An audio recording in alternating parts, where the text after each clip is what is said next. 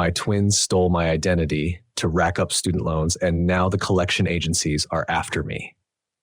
I never thought I'd find myself in this kind of nightmare. You hear stories about identity theft all the time, some malicious stranger, some faceless hacker, but I always assumed that if it happened to me, it would be done by someone I didn't know.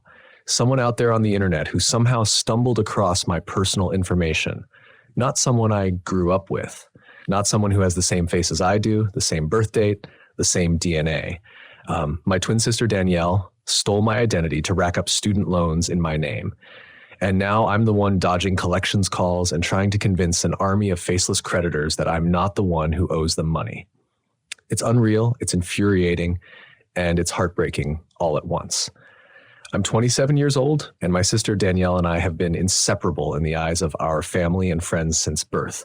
We shared cribs, we shared clothes, we even had our own cryptic twin language as toddlers. Everyone thought we were adorable, and we were.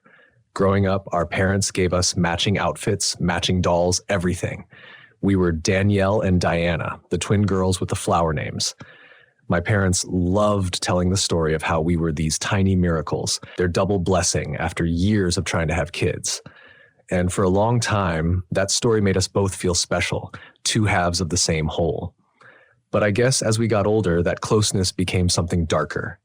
Maybe it was too much pressure always being identified as the twins, never truly existing as individuals in our own right.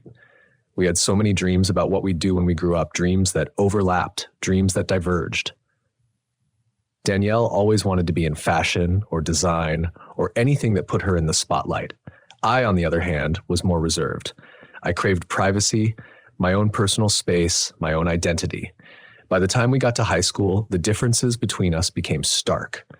Danielle was popular. She was on the cheer squad. She had a revolving door of boyfriends. She went to every party. Meanwhile, I hid in the library, devouring books and working part-time at a local bakery on weekends. Our bond was still there, but it was weaker, fraying at the edges. We had the usual sibling fights, but it seemed like every year the tension grew. If I got a B+ on a test and she got a C, she'd get furious with me like I was intentionally one-upping her. If she got asked to a big dance and I stayed home, I'd sense her pity like she felt sorry for me. And I hated that.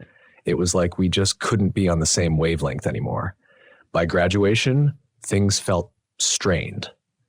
I decided to go to a local community college for 2 years, then transferred to a bigger state university. Danielle had big plans. She insisted she'd move to a city on the other side of the country and study fashion or design some creative, glamorous path. But none of it ever materialized. She didn't have the grades or the dedication or perhaps the resources to pull it off. Our parents weren't wealthy and scholarships weren't exactly in Danielle's realm of possibility. So she stayed home, drifted around, took a few courses here and there, but mostly just partied. I didn't judge her well, not too much, because it was her life. But it did feel like I was walking my own path, forging my future while she was stagnating. Everything changed once I finished my undergrad. I graduated with a degree in business and respectable, if not mind-blowing, GPA. I had some student loans, but I was set up on a decent payment plan and got a job in a small PR firm. It wasn't glamorous, but it paid the bills. Danielle at that point had bounced from job to job, bartending, retail, the occasional attempt at community college classes, each one abandoned halfway through the semester. Our contact was sporadic. We still loved each other, but there was an unspoken resentment on her end. I think she felt overshadowed, like I was quietly proving I was the better twin. I tried to reassure her that wasn't the case, but it's hard to fix insecurities that deep. Little did I know, while I was trying to navigate post-college life, Danielle was plotting something I never would have anticipated.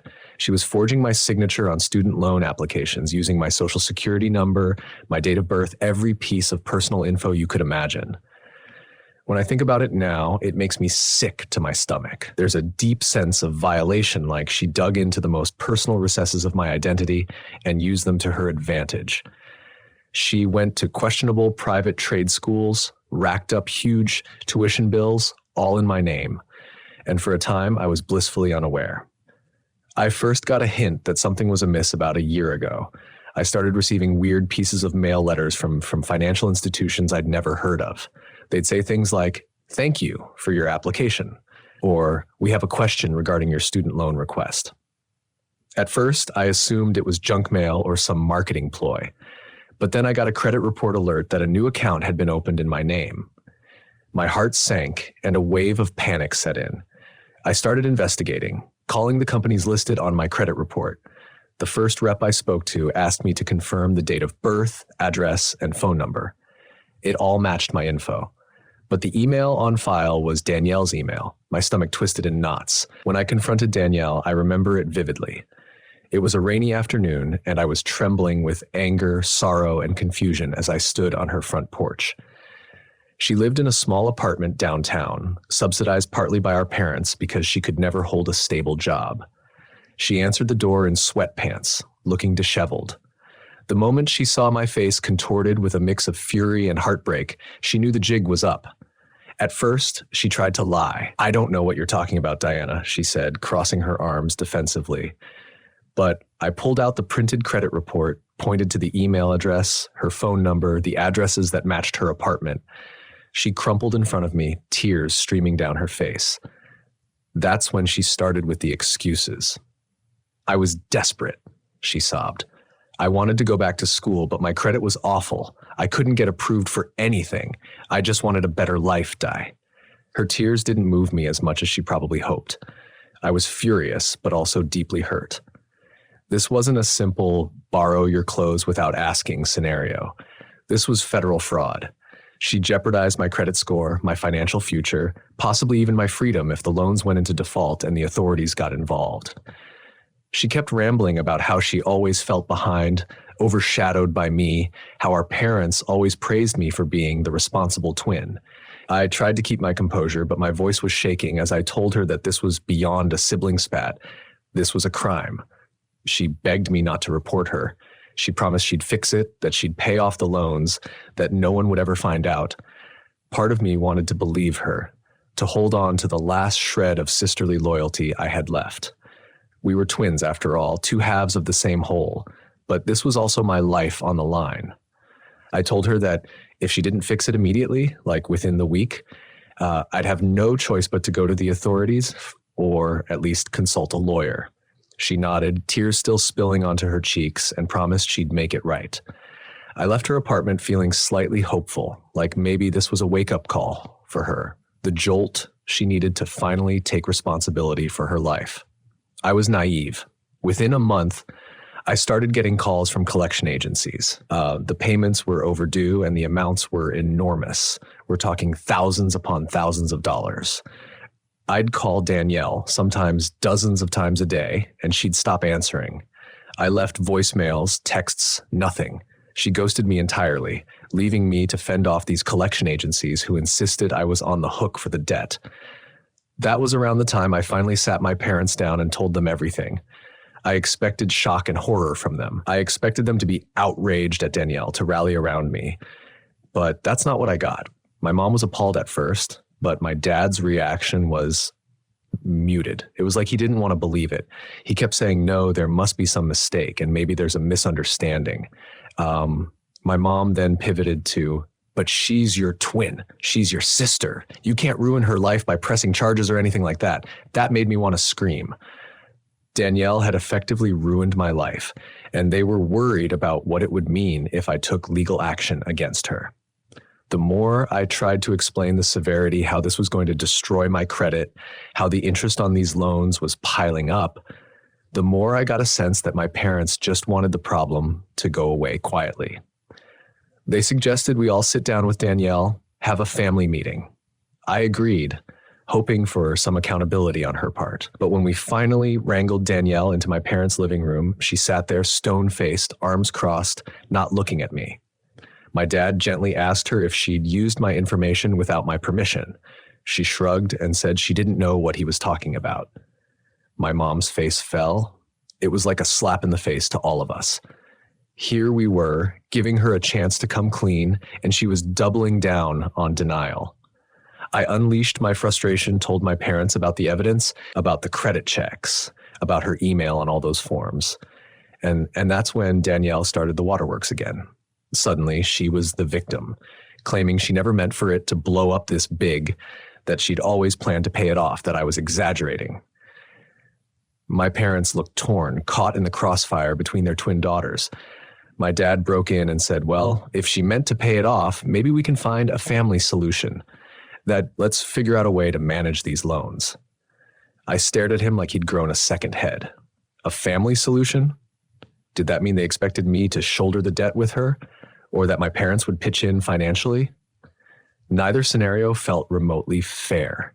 My mom's big idea was for Danielle and me to move in together, split expenses, and that way she could start paying off the loans faster. I was horrified at the suggestion. I wanted distance, not forced proximity. The last thing I needed was to tie my living situation to the person who'd stolen my identity. But my parents argued that maybe it would rekindle our bond, that maybe I was blowing this out of proportion because I was so angry, as if my anger wasn't justified, as if what Danielle did was a petty sibling rivalry instead of federal fraud. In the end, the family meeting accomplished nothing except making me feel even more isolated. Danielle offered no real plan for repayment, just vague promises. And my parents wanted me to handle it privately, which really meant don't go to the police, don't ruin your sister's future by creating a criminal record for her. So I left that meeting with a spinning head and a sinking heart, uncertain of what to do next. Fast forward another month, and the phone calls kept piling up. Collection agencies, servicers, lawyers representing the lenders, all of them insisted I was on the hook for tens of thousands of dollars. My credit score, which had been decent, took a nosedive. I was frantic, researching identity theft laws, contacting the credit bureaus to dispute the loans. But each dispute came back with insufficient evidence. Danielle's forgeries were too good, or maybe the institutions just didn't care. All they saw was a signature that matched my records, an identical birth date, a matching social security number. I tried explaining it was identity theft, but the system is not built to handle a scenario where the thief is your identical twin. I decided I needed legal help, so I found a lawyer who specialized in identity theft cases. She was sympathetic, but she warned me that if Danielle wouldn't confess, the burden of proof was on me. The lenders would fight back, claiming I was just trying to wriggle out of my responsibilities. That's when the lawyer suggested we could press charges against Danielle. It might be the only way to force her to admit wrongdoing on the record, or at least scare her into cooperating. It felt like a nuclear option, but I was starting to wonder if that was my only choice. Before I made that move, I tried one last time to reason with Danielle directly. I texted her, left voicemails, pleaded with her to do the right thing. She finally agreed to meet me at a coffee shop downtown. I arrived early, heart pounding, anxious but hopeful. She walked in late, hair tousled like she just rolled out of bed, her eyes bloodshot. She looked tired, disheveled like she'd been partying nonstop or was dealing with some crisis of her own. When she sat down, there was no hug, no warmth, no apology. She asked, "What do you want from me, Di?" And I just snapped. My voice was shaky, tears threatening. "I want you to make this right. I want you to call these lenders, tell them what you did, and refinance the loans in your name or find some way to transfer them so it's not on me anymore. I want you to admit you committed identity theft." I could tell that last phrase stung her. She flinched but kept a defiant look. She said she didn't have the means to pay them, that she was broke, that she was sorry for how this turned out, but she couldn't just magically fix everything. She asked me to just give her time, that eventually she'd pay them off, but she needed me to stop harassing her. I almost laughed at the absurdity. I was the one being harassed by phone calls, by the threat of financial ruin, by the risk of legal action against me. She was the one who committed the fraud, yet she was telling me I was harassing her. I asked her if she even felt remorse. She stared at her coffee and mumbled that she never wanted this to happen. But her eyes were empty. No real guilt, no real empathy. Just that familiar bitterness I'd seen for years. I realized then that she wasn't going to do anything unless forced. She might promise, but she'd never follow through.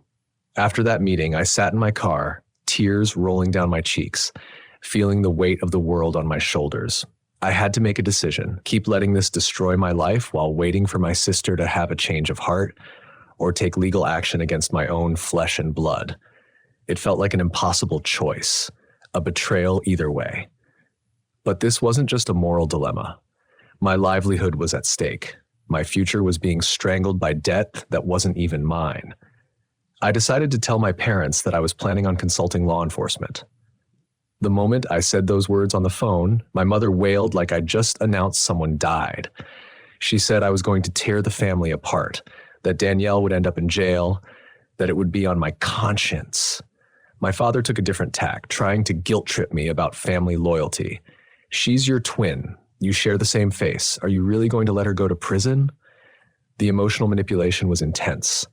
I wavered, guilt gnawing at me. But what was the alternative? Let my life go down the drain so Danielle could dodge accountability? I reached out to an old friend from high school who became a police officer. I asked him for advice, not an official statement, just guidance. He told me bluntly that identity theft is a serious crime and the system doesn't care that it's my twin sister. If I filed a police report, they'd investigate. If they found probable cause, charges could be brought against Danielle. Whether or not she'd see jail time would depend on the DA, her ability to make restitution, and a million other factors. But it would definitely be on her record. He also warned me that if I didn't report it, I might be stuck with this debt forever. Because from the lender's perspective, I was the one who signed, unless a court or an official proceeding proved otherwise. While I mulled over this, the collection calls grew nastier. Some threatened wage garnishment, others threatened legal action. My credit plummeted further. I was drowning. A few nights later, I found myself sitting in my dark living room, a stack of overdue notices in my lap, tears dripping onto the pages. This was what Danielle's actions had done to me. This was what my parents refused to see. And I realized with a clarity that stung that I had to protect myself. So I made an appointment with my lawyer again, told her I was ready to file a formal identity theft report with the police. She walked me through the steps, gathering evidence, writing statements, preparing to deal with the emotional fallout. I remember feeling numb, like I was outside my own body, watching as I set a chain of events in motion that could destroy my sister's life. But I also felt a spark of defiance. Why should my life be the one destroyed? Why did everyone expect me to bear the brunt of her theft? When I filed the police report, it was surreal. I sat in a small, stark room with a detective, carefully recounting the timeline, presenting the credit reports, the letters, the emails I'd forwarded to myself from Danielle's computer. Yes, I had evidence. I'd found copies of loan documents on her laptop months ago when I first confronted her. The detective took notes, asked questions, and was polite but distant, as if this were just another day on the job. I guess for them, it was. For me, it was the worst day of my life. Word got back to Danielle quickly. Police had contacted her, or maybe my parents told her. She unleashed a barrage of voicemails on my phone, screaming, crying, cursing. She said she hated me, that I was a traitor, that I was basically sentencing her to a life in prison, which was dramatic, but I guess that's how she felt. She threatened she would never forgive me if I didn't drop the charges. Then she switched tactics, pleading, bargaining, saying she'd pay me back as soon as she could, that she'd sign any paper I wanted. But by that point, the wheels were in motion. It wasn't my call anymore. It was up to law enforcement. My parents lashed out too. My mom called me sobbing, saying I was killing her by doing this. My dad left me a voicemail so full of anger, I hardly recognized his voice. He told me that if Danielle ended up with a criminal record, I might as well not come around for holidays anymore. It was beyond heartbreaking, but I had to hold firm. I knew that if I caved now, I'd never fix this. The debt would remain mine, and Danielle would learn nothing. Things escalated quickly. Danielle was questioned by the police, and from what I heard, she tried to blame me at first, saying I had allowed her to use my name. But the documentation proved otherwise. Eventually, her tone changed. She said she was sorry and that she'd repay everything. But again, that was out of my hands. The state was moving forward with an investigation. She might face charges of fraud, identity theft, maybe more. In the midst of this chaos, I had to keep living my life, going to work, paying my real bills, dealing with credit disputes, trying to keep some semblance of normalcy. I felt like a zombie going through the motions, haunted by the specter of my own sister's betrayal. My parents cut off contact with me for a while, though my mom sent an occasional text begging me to drop it, reminding me that Danielle had no one else. But every time I thought about relenting, I remembered the phone calls from the collection agencies, the stack of overdue notices, the knowledge that Danielle stole from me. That usually bolstered my resolve. A few months passed in this limbo. My lawyer helped me file official disputes with each lender, using the police report as evidence that the loans were not mine. It was a tedious process, and some lenders were more cooperative than others. I spent hours on the phone, explaining the same scenario over and over, faxing or emailing documents, waiting for them to confirm receipt. Slowly, the tide began to shift. A few lenders dropped their claims against me. My credit score remained abysmal, but at least the daily harassment eased up. Others, however, were stubborn. They insisted I needed a court ruling or further investigation to remove the debt from my name. Meanwhile, Danielle's situation deteriorated. She lost whatever job she had at the time, maybe a retail gig or a bartending shift. She started couch surfing with friends since she couldn't pay her rent. She was facing potential criminal charges, though the detective told me privately that if she cooperated, she might get a plea deal with restitution and probation. But that required her admitting guilt, signing documents acknowledging that she forged my name.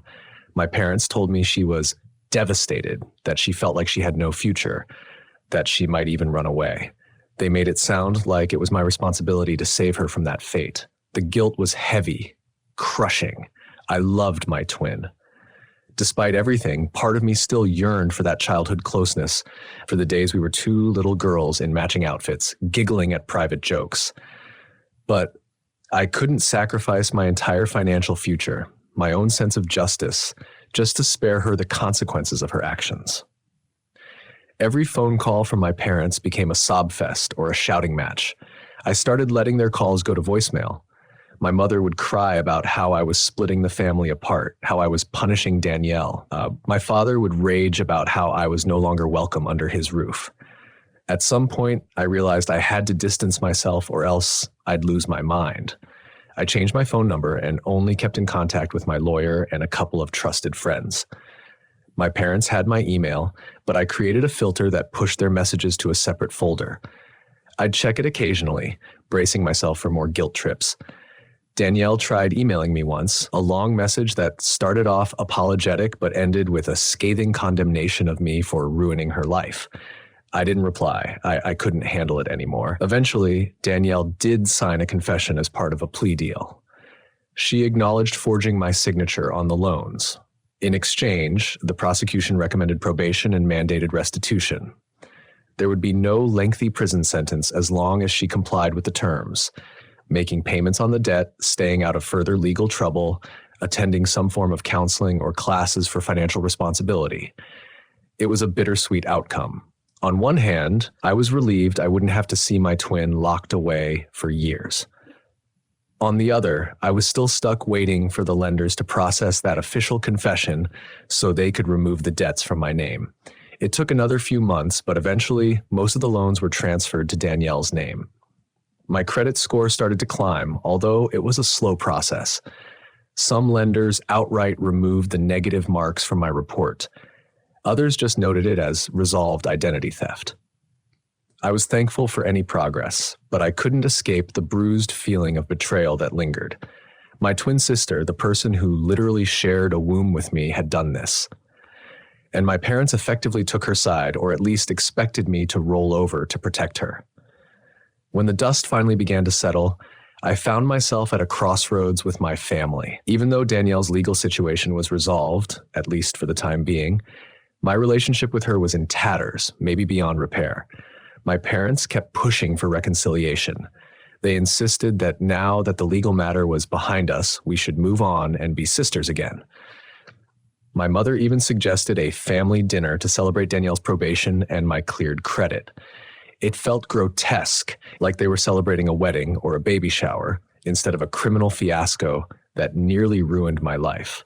I told them I wasn't ready to see Danielle, much less break bread with her. She'd shown zero true remorse, as far as I could tell.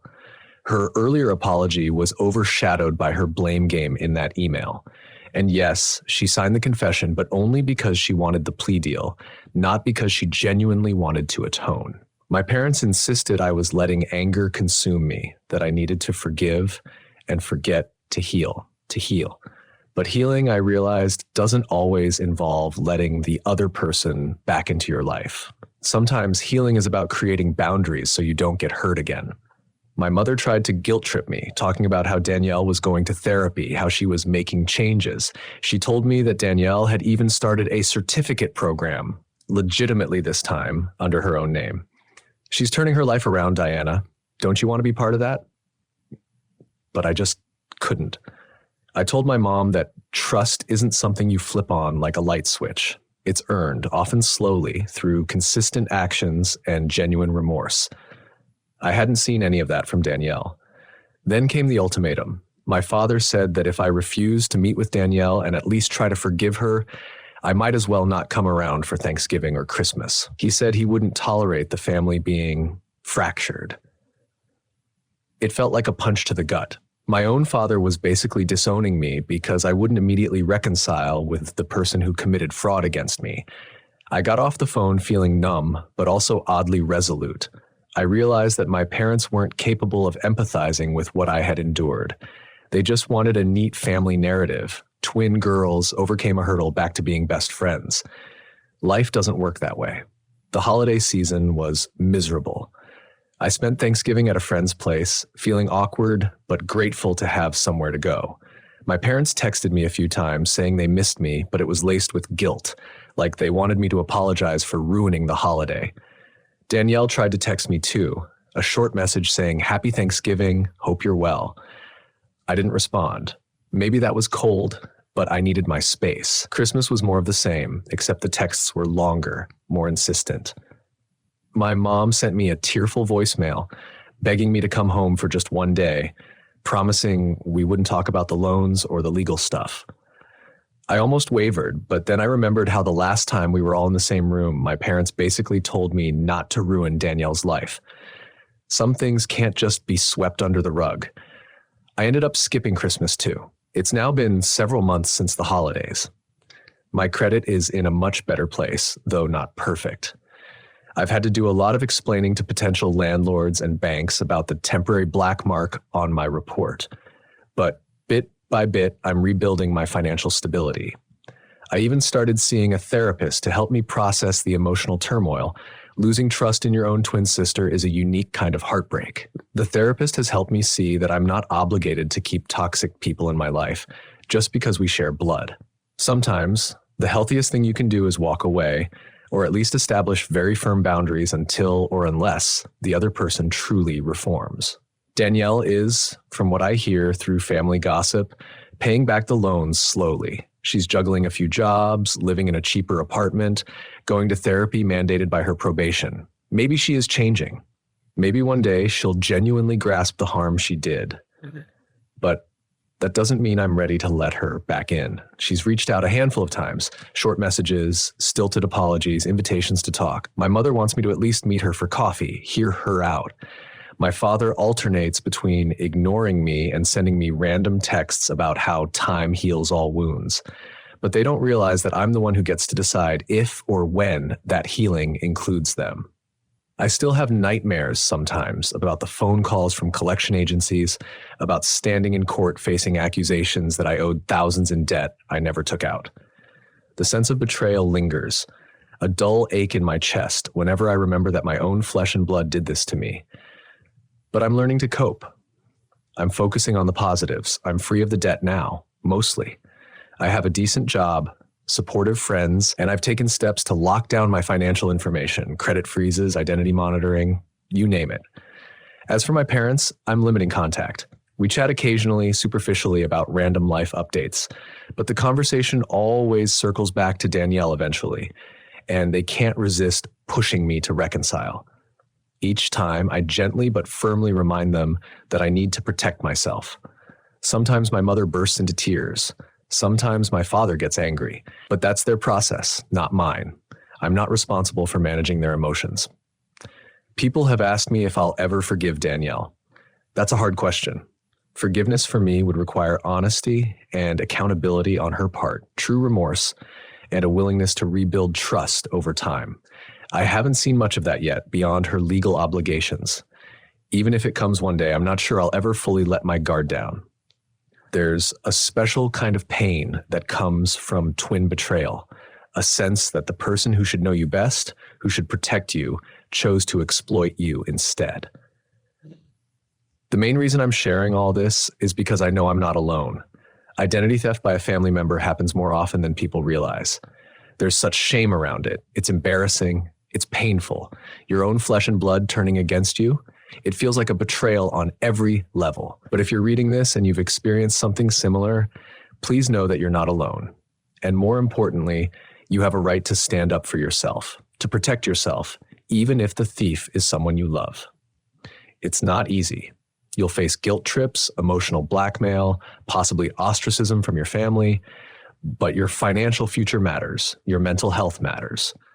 The heartbreak I felt and still sometimes feel is real. But letting Danielle get away with it would have been worse. I would have been saddled with her debt for who knows how long, maybe for the rest of my life.